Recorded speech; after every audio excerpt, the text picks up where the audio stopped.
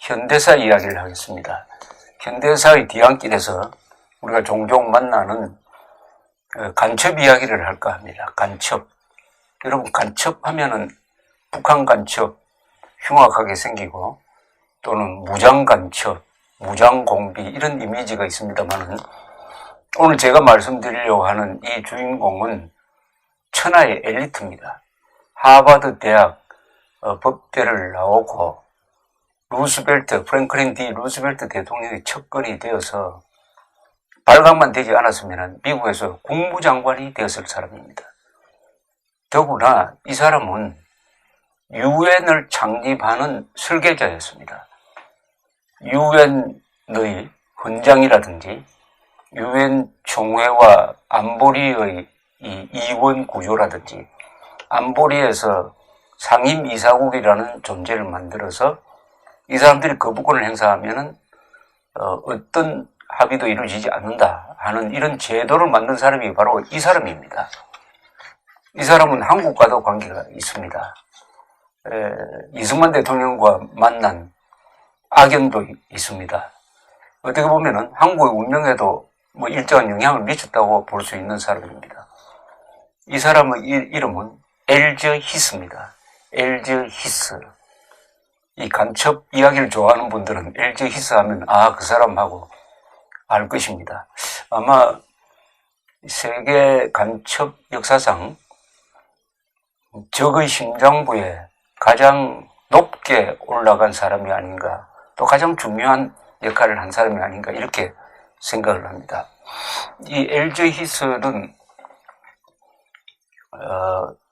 90세 이상까지 살았는데 한때 미국에서는 엘저 히스는 억울한 사람이다. 이 사람 간첩이 아니었다. 그런데 닉슨이라든지 미국의 공화당 또는 극우 세력이 이 사람을 간첩으로 몰아서 억울하게 감옥 생활을 시켰다 하는 설이 대유행하던 때도 있었습니다. 더구나 닉슨이 바로 엘저 히스를 감옥에 보낸 닉슨이 그건 하원의원 시절입니다만 닉슨이 대통령이 되었다가 워터게이트 사건으로 탄핵 직전에 스스로 물러난 그 무렵 바로 월남전을 통해서 반전운동, 히피운동 어떻게 보면 반체제 문화가 휩쓸던 그 시기에 히스는 하나의 순교자처럼 희생자처럼 이 대학 캠퍼스에서 유명해가지고 유명한 또 강사로서 활동했던 사람입니다.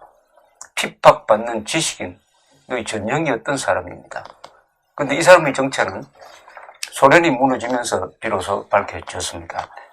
갑자기 이 사람 이야기를 말씀드리고 싶은 계기가 된 것은 어제 제가 오래전에 사두었던 책을 가져가서 뒤적거리다가 이 책에서 재밌는 대목을 발견했기 때문입니다. 이 책입니다. FDR's Last Year. FDR은 프랭클린 D 루스벨트입니다. 프랭클린 루스벨트의 마지막 1년이란 책을 쓴 사람은 짐 비숍이라는 역사물의, 전기물의 유명한 저술가입니다.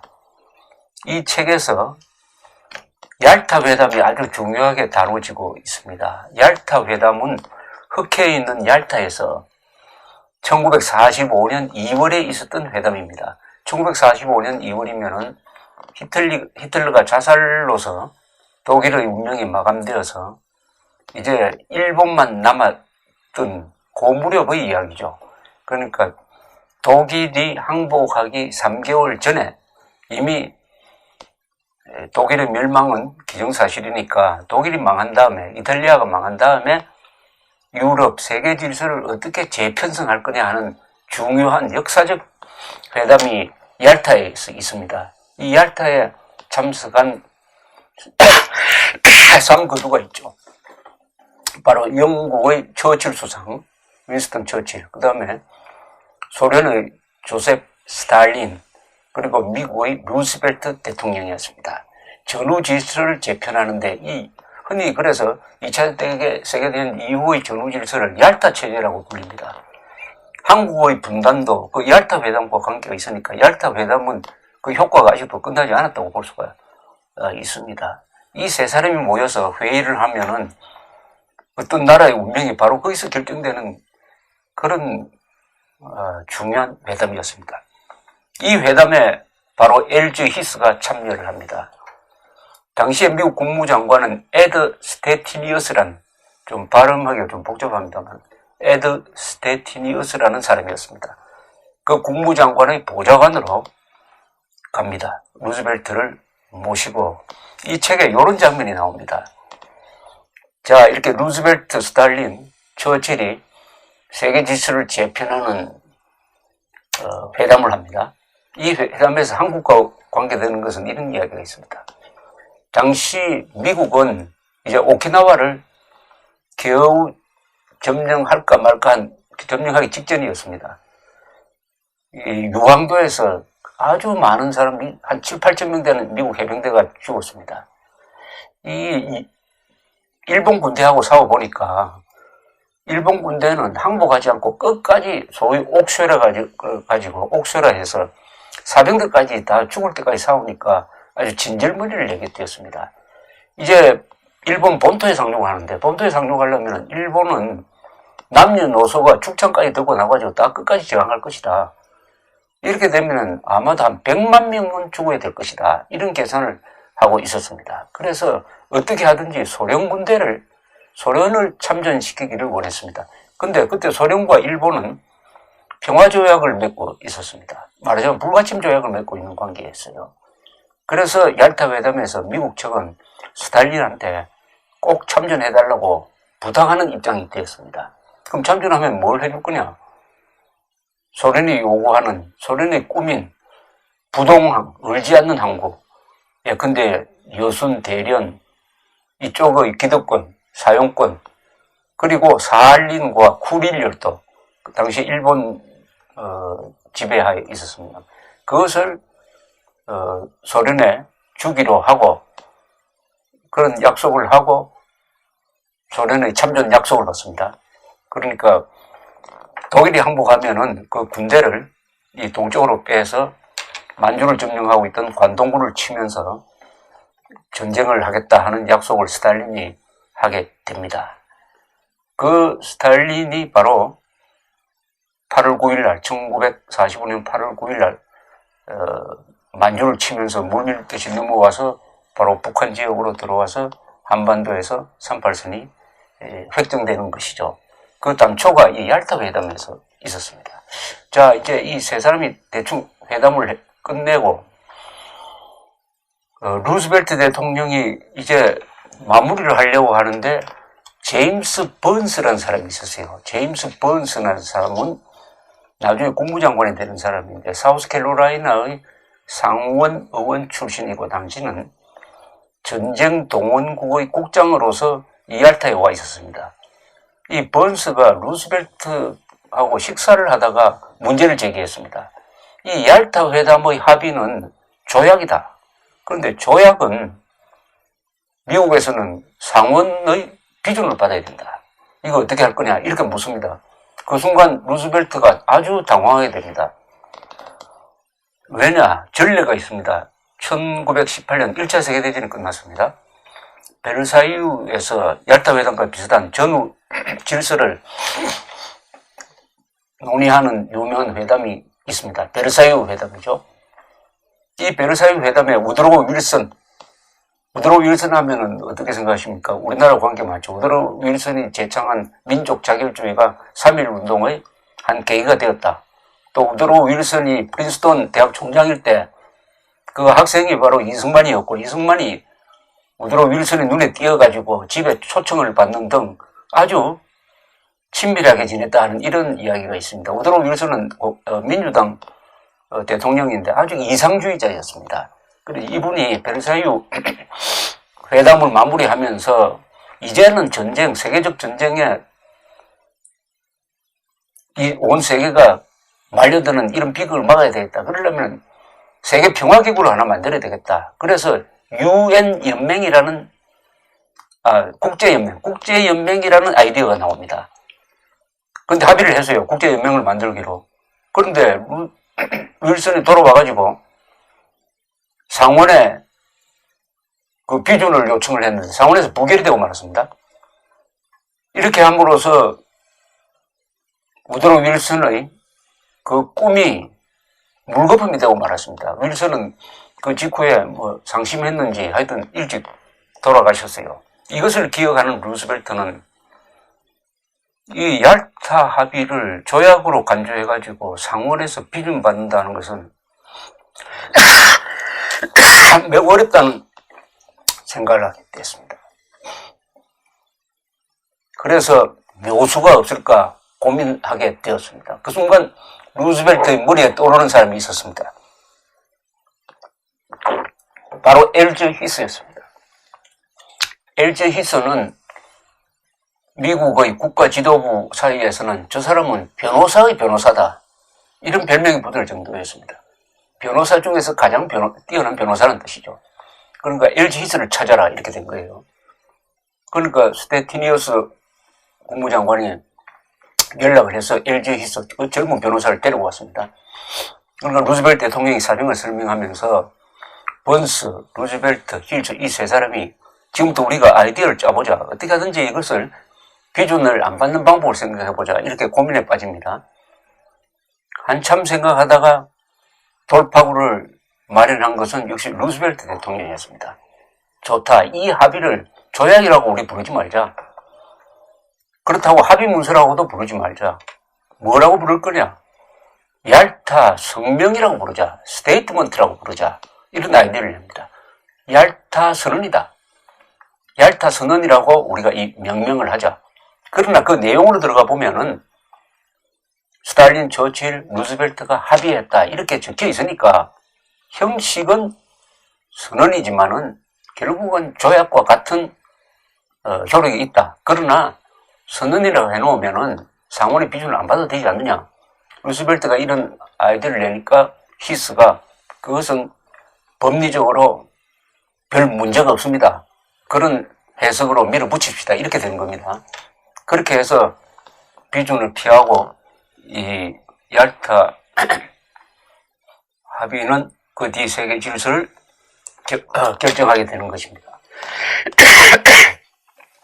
자, 그러면 히스는 그 뒤에 어떻게 되느냐를 한번 알아보도록 하겠습니다. 엘즈 히스는, 이 엘즈 히스라는 사람은 1930년대 하버드 대학을 다녔던 사람입니다. 이 1930년대가 한국의 80년대하고 좀 비슷합니다. 말하자면 사회 전체가 좌경화가 되고 있었습니다. 1930년대 미국에서 무슨 일이 일어났습니까? 30년대 초에 대공황이 일어났습니다. 자본주의 모순, 월가가 주식이 폭락하고 실업 사태가 생겨서 미국의 3분의 1이 직장이 없었던 그런 시절이 있었습니다. 그때 이 문제를 해결하기 위해서 등장한 사람이 프랭클린 D. 루스벨트죠. 루스벨트는 자본주의를 바꿔야 된다. 일종의 수령 자본주의. 그러니까 이제는 국가가 개입해야 된다. 그래서 국가가 여러 사업을 일으키고 해서 일자리를 만들어내는 국가 개입에 의한 수령 자본주의를 실험하게 되는 것입니다. 그때 1930년대 미국 지식인 사회에서는 자본주의에 큰 문제가 있다. 이 대안은 뭐냐? 하는 과정에서 자연히 공산주의로 기우는 사람들이 많았습니다. 그 공산주의로 기우는 사람들은 또 수령 자본주의를 들고 난 루스벨트 민주당 편이 많았어요. 그 중에 한 사람이 히스였습니다. 그 시대적 분위기를 잘 나타냅니다. 그래서 이 히스는 하버드 법대를 졸업을 하고 아주 미국 대법관의 서기도 하고 이러는 과정에서 점점 출세를 해가지고 드디어 뉴딜 정책을 펴는 루스벨트 팀에 들어가게 됐습니다. 그러다 국무부에서 요직을 맡으면서 승진을 하게 되었습니다. 그런데 이 사람이 1930년대 어느 연도에 소련 간첩이 되었습니다. 어떻게 소련 간첩이 되었느냐? 히스는 스스로 간첩이 된 사람입니다. 우리나라 운동권에서도 주사파 출신들은 사실 그 하는 일을 보면은 주사파는 간첩과 똑같은 일을 합니다. 그런데 누가 시켜서 하는 것도 아니고 북한으로부터 돈 받아가 사는 것이 아닙니다. 신념에 따라서 자발적으로 하는 것입니다. 히스도 마찬가지였습니다. 자발적인 간첩이 됐어요. 그런데 국무부에 있으니까 고급 정보가 많이 들어옵니다. 또 엘리트입니다. 루스벨트하고도 친한 관계니까 얼마나 많은 고급 정보를 접할 수 있게 되었겠습니까? 그러니까 그런 정보를 미국에서 활동하던 소련 GRU, 소련 군 간첩기관이 군의 정보기관이었습니다. 소련 군의 정보, GRU라고 합니다. GRU. KGB가 아니고요. GRU. GRU 소속의 미국 주재 소련 간첩망에게 계속 정보를 제공합니다. 그런데 이때 이 정보를 직접 제공하는 것이 아니라 히스가 모아서 주는 정보를 받아서 전달하는 사람이 한 사람이 있었어요. 그 전달하는 사람 이름이 휘테카 챔버스라는 사람이었습니다. 휘테카 챔버스. 이 휘테카 챔버스는 당시에 소속이 미국 공산당원이었습니다. 미국 공산당, 지금도 미국에 공산당이 있습니다. 그러나 여러 가지 제약을 많이 받죠. 제대로 활동 못 합니다. 당시에도 미국 공산당이 있었는데, 당시에는 매우 활동적으로 일했습니다. 이 미국 공산당은 어떻게 보면 자연스러운 것 같기도 한데, 소련 이 첩보기관의 하부 역할을 했습니다. 미국 공산당원 중에서 상당수의 사람이 소련 간첩이 되었습니다. 그 중에 한 사람이 휘트카 챔버스인데, 이 휘트카 챔버스는 하는 일이 히스나 또는 미국 정부 기관에 있는 고급 간첩들로부터 서류를 받아가지고 그것을 카피를 해가지고 미국에 활동하는 소련 간첩한테 전달해주는 이런 역할을 했습니다. 근데 이 사람이 언젠가는 자신을 보호하기 위해서 그랬을 것으로 보입니다만, 그 받은 정보를 소련에 전하기 전에 카피를 했습니다. 마이크로필름에 담았어요. 그것을 차곡차곡 보존하고 있었습니다. 그러다가 이 휘트카 챔버스가 1938년 4월에 미국 공산당을 탈당해버립니다. 그때 이 사람이 마음이 바뀌었어요. 왜 바뀌었느냐? 그때 소련에서 보니까 무슨 일이 일어나느냐 하면은 스탈린이 동료 공산당원들을 숙청하는 일대 피비린내 나는 피의 숙청극을 벌이고 있었습니다. 그러니까 과거에 같이 볼셰비키 운동했던 사람들을 재판에 걸어가지고 죽이는, 그것도 10만 명, 20만 명씩 이렇게 죽이는 일대 살육극을 벌이는데, 당시에 유럽의 좌익 지식인들은 그것을 제대로 비판하지 않았습니다.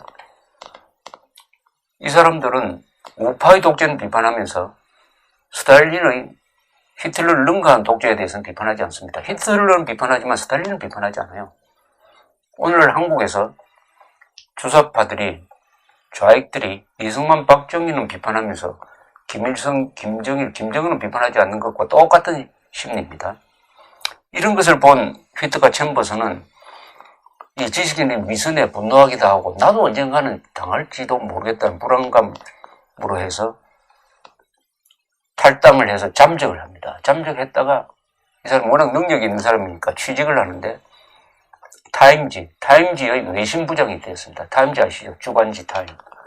타임이란 잡지는 원래 방공 노선을 걷던 루스란 사람이 만든 잡지입니다만은, 그래서 외신부장으로 활동을 하다가 이게 유명한 독소 불가침 조약이 맺어지는 것을 봅니다.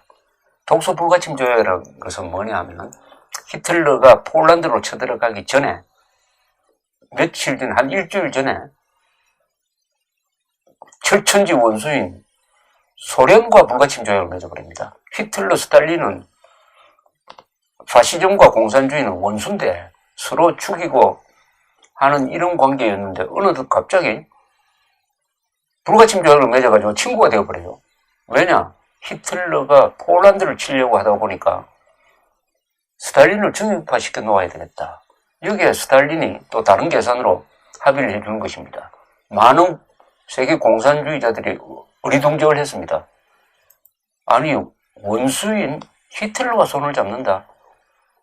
이것을 본 휘트가 챔버스는 분노하기 시작했습니다. 그런데 2차 세계대전이 시작되었어요. 휘트가 챔버스는 자기만 알고 있는 이 정보, 그 정보는 뭐냐? 미국 정부 안에 소련 간첩이 지금 많이 들어와 있다. 이것을 꼭 알리고 싶었습니다. 그래서 아는 사람을 통해서 루스벨트하고 좀 면담을 하려고 합니다. 루스벨트 대통령한테 직접 이 이야기를 해야 되겠다. 그런데 루스벨트가 사람을 한 사람 보내요. 이 국무부 차관보를 이제 대신 보냅니다. 국무부 차관보한테 휘트과 챔버스, 즉 당시에 타임 외신부장이 자기가 알고 있던 정보를 이야기를 합니다. 근데 어떻게 됐느냐? 이 차관보는 이 챔버스가 말한 정보를 루스벨트한테 전달하지 않습니다. 왜냐하면 루스벨트는 당시에 소련과 동맹국이 되었습니다. 왜 소련과 동맹국이 되었느냐? 독소 불가침 조약으로 히틀러는 일종의 자유롭게 된 몸으로 폴란드, 그 다음에 프랑스를 완전히 멸망시키다시피 해가지고 승승장구하더니 1941년에 가면은 그 다음에 러시아를 칩니다. 1941년 6월 22일에는 히틀러의 수백만 대군이 러시아를 치게 됩니다. 소련은 모스크바까지 밀렸다가 모스크바에서 겨우 반격을 해가지고 이 동부전선에서 어마어마한 규모의 독소 전쟁이 벌어지고 있었습니다. 이때 미국은 소련을 돕게 됩니다. 소련에 주로 물자를 제공하면서, 그리고 그 언저리에 1941년 12월 7일에 또 일본이 진주만을 폭격해가지고 태평양 전쟁이 또 벌어지게 되었습니다. 드디어 미국이 유럽 전쟁과 태평양 전쟁에 다 참전하게 되었습니다. 이렇게 되다 보니까 루스벨트로서는 원래 이 사람 성향이 친사회주의적인 데다가 소련과 동맹국이 되어버렸습니다. 그래서 소련을 적극적으로 돕고 해서 적은 바로 일본, 이탈리아, 독일이다. 소련은 우리의 동맹국이다. 이러니까 소련 간첩이 활동하고 있다는 데 대해서 그런 보고를 받으려고 하지를 않았습니다. 같은 편을 돕는 사람이다. 이렇게 되니까 간첩에 대한 경계심이 이제 약해지는 것이죠. 그래서 챔버스가 제공한 이 정보를 가지고 FBI가 좀 조사를, 서면 조사 정도, 면담 조사 정도를 하고 그냥 말았습니다. 그게 2차 세계대전 끝날 무렵까지 이렇게 계속되다가 이제 2차 세계대전 끝나고 1945년 4월에 루스벨트 대통령이 급사를 한 다음에 이제 상황이 달라지게 됐습니다. 해리 S. 트루만 대통령이 이제 후임자가 됐습니다. 트루만 대통령은 어떤 사람이냐면 같은 민주당이지만 공산주의자를 매우 싫어하게 됐습니다. 그리고 스탈린과 상대를 해보면서 스탈린을 아주 나쁜 사람이라고 여기게 됐습니다. 그 다음에 2차 대전 끝난 뒤부터는 소련과 미국이 정면 대결로 가게 되었습니다. 그래서 1947년에 유명한 트루만 닥트린이 나옵니다. 트루만 닥트린은 그리스, 터키를 소련의 위협으로부터 보호한다 하는 선언을 하면서 이 세계 정세를 공산주의와 자유민주주의 대결로 보고 우리는 자유민주주의를 지키기 위해서 미국은 여러 가지 활동을 하겠다는 선언입니다. 그 선언에 따라서 나토도 만들어지죠. 등등. 또 그 연장선상에서 한국에서 이승만의 대한민국 건국이 가능해지는 것입니다. 루스벨트 대통령이 계속 살아 있었더라면은 대한민국이 과연 수립될 수 있었을까 의문입니다. 그러나 트루만 대통령은 공산주의와 대결을 하려고 하는 과정에서 이승만의 노선을 지지하게 되었던 것입니다. 자, 이렇게 되니까 휘트가 챔버스가 제공했던 이 간첩망, 미국 정부 안에 있는 간첩망에 대한 관점이 달라지게 됐습니다. 그래서 FBI가 본격적으로 내사를 하게 됐습니다. LG 히스에 대해서도 내사를 하게 됐습니다. 그때 이 LG 히스는 내사를 하니까 미국 국무부에서도 눈치를 채고 이 사람을 물러나게 했습니다. 물러나게 했지만은 워낙 엘리트로 유명하니까 이 사람을 카네기 재단의 대표로 보냈습니다. 카네기 재단, 아주 큰 재단입니다. 44살이었습니다, 당시에. 이러다가 휘트가 챔버스가 이제 본격적으로 이 간천망 폭로에 나섭니다. 이 사람이 이제는 미국 의회에 나갑니다. 의회에 나가서 바로 폭로를 하기 시작합니다. 그때 미국 의회에 장래가 촉망되는 하원 의원이 한 사람이 있었습니다. 바로 리처드 닉슨, 캘리포니아 출신의 하원 의원이었습니다. 이 사람이 이 간천망 조사에 앞장섭니다. 비미국인 활동위원회 이 조직으로서 아직은 이 메카시가 등장하기 전이었습니다. 이렇게 해서 챔버스가 미국 의회에서 처음으로 LG 히스라는 사람의 이름을 딱 찍습니다. 히스는 나에게 정보를 제공했던 소련 간첩이다. 이렇게 되니까 LG 히스를 부릅니다. 미국 의회에서, 청문회에서. 그리고 챔버스도 같이 부릅니다. 두 사람을 대일 신문시켜요. LG 히스는 휘트가 챔버스는 약간 아는 사람이다. 그렇게 이야기를 하고, 챔버스는 히스로부터 받은 그 문서의 존재, LG 히스가 준 그 문서의 필적이 바로 LG 히스의 부인이었다. 이런 구체적인 폭로를 하게 됐습니다. 그래서 두 사람 사이에 공방전이 벌어지고 명예훼손 소송도 가고 미국 의회는 간첩죄로는 히스를 처벌하기에는 이미 시효가 끝났다 해서 LG 히스를 위정죄로 고발합니다. 위정죄로 고발돼가지고 LG 히스가 징역 4년을 살고 나옵니다. 4년. 그때도 LG 히스는 억울한 사람이다. 또 민주당이니까 민주당 쪽에서 들고 일어나가지고 LG 히스는 억울하다 하는 이야기가 오히려 더 많은 인기를 얻었습니다. 오히려 휘트카 챔버스는 비겁하게 고발을 했다, 고자질을 했다 해가지고 이 사람이 코너로 몰리기도 했습니다. 이 휘트카 챔버스가 당시에 1952년에 유명한 책을 하나 썼습니다. 이 책입니다. 휘트가 챔버스의 위트네스, 증인이란 책이죠. 증인이란 제목의 이 책입니다. 이 책은 아주 재밌는 책입니다. 왜 내가 폭로하지 않을 수 없었느냐. 챔버스는 여기서 공산주의의 속성을 이렇게 이야기를 합니다. 공산주의와 같은 독재는 일찍이 있어 본 적이 없다. 공산주의에서 전향한 사람은 공산주의를 고발하는 사람이어야 한다. 고발하지 않는 전향자는 믿을 수가 없다. 이렇게 이야기를 합니다. 이 책은 아주 문학적이기도 하고 감동적인 책입니다. 그러나 이 책을 쓴 다음에도 히스가 과연 간첩이었느냐 간첩이지 않았느냐 하는 이 논란은 계속되었습니다. 그러다가 1974년에 닉슨이 워터게이트 사건으로 물러나자 그동안 잠자코 있던 이 LG 히스가 공적 활동을 시작합니다. 바로 저런 닉슨 때문에 마녀 사냥을 당해서 나는 억울하다. 이렇게 되니까 학생들의 영웅이, 반전운동하는 학생들의 영웅이 되고 매사추세츠 주 변호사협회에서도 박탈냈던 LG 히스의 변호사 자격증을 도로 돌려주기도 합니다. 이 무렵 또 한 사람이 등장합니다. 알렌 파인스타인이라는 이 역사 연구가인데 이 사람은 LG 히스가 억울하다 하는 생각을 가지고 취재를 하기 시작합니다. 그래서 책을 하나 썼어요. 그 책의 제목이 위정이라는 책입니다. 위정. 이 사람은 LG 히스가 억울하다고 생각해서 취재를 했더니 취재를 하면 할수록 LG 히스가 소련 간첩이 틀림없구나. 더구나 동구권에 가서 여러 간첩들을 만나고 하는 과정에서 이 사람이 오히려 더 확신을 갖게 됐습니다. 이 책은 LG 히스의 가장 불리한 책이 되었습니다. 위정이란 제목의 책이었습니다.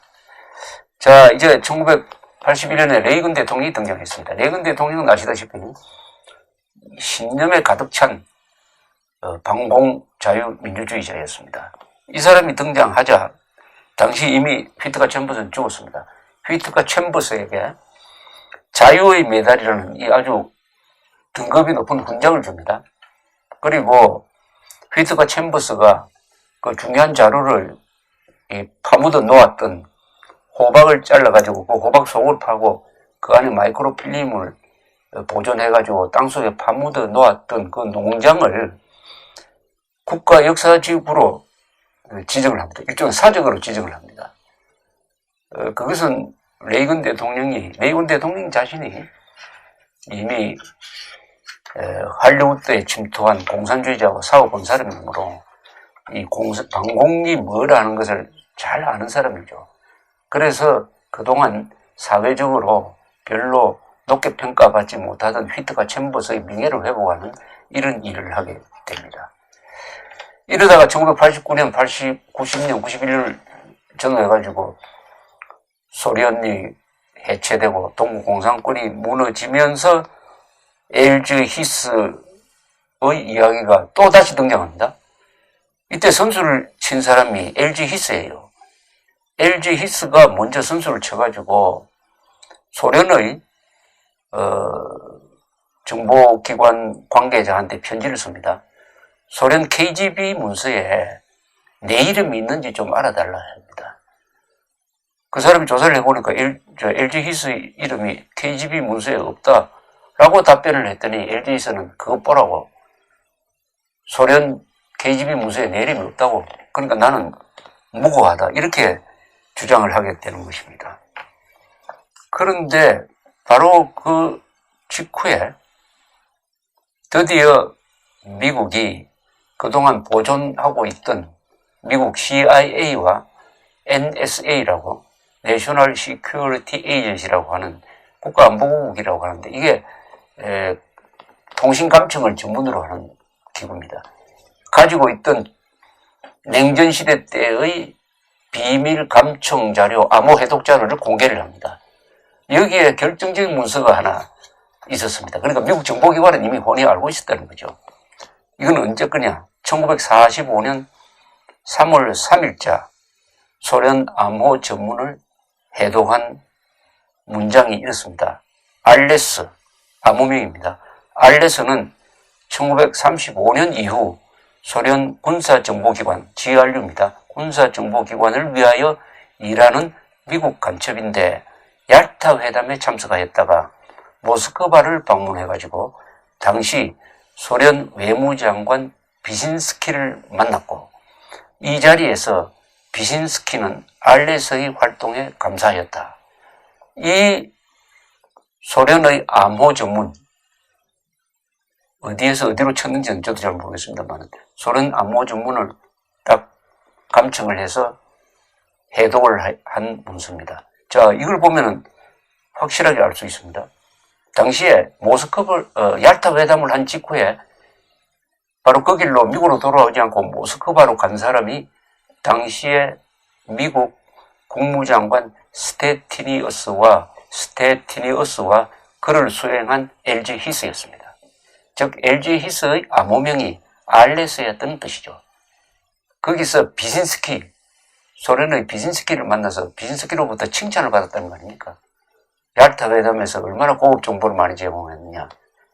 이것이 오래 끌던 LG 히스의 정체에 대해서 최종적으로 판결을 내린 문서가 되었습니다. 그럼 CIA와 NSA는 이런 문서를 가지고 있으면서 왜 논란을 지켜보면서 구경을 했느냐, 그때 왜 공개하지 않았냐, 이렇게 이야기할지 모르지만 이 NSA, CIA는 이 암호 해독을 했다는 것을 자랑하지 않습니다. 그렇게 하면 상대방이 암호 체제를 바꿔버리니까 정보기관에서 가장 신경 쓰는 것은 정보 소스를 보호하는 것입니다. 정보기관의 생명입니다.